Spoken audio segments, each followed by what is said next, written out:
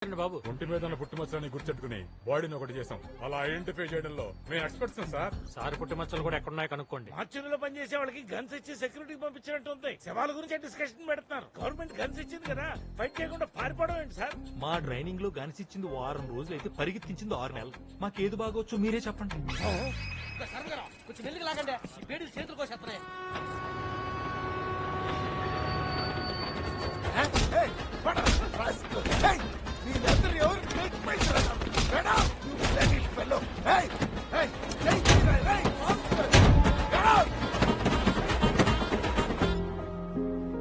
తెలుసు కదా పింకీ, నేను ఎలాంటి వాడినో. నా కళ్ళతో చూశాను.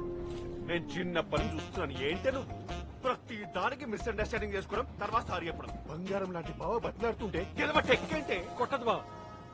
తాత నాకు నిద్ర వస్తుంది. అలాగేనమ్మా, నేను కూడా కొంచెంసేపు రెస్ట్ తీసుకుంటాను. రండి బడాబు, మనకు చాలా సీట్స్ ఉన్నాయి. డిస్టర్బెన్స్ లేకుండా పడుకుంటారు. బోర్డు డబ్బు పెట్టాం. బడాబు ఇదే.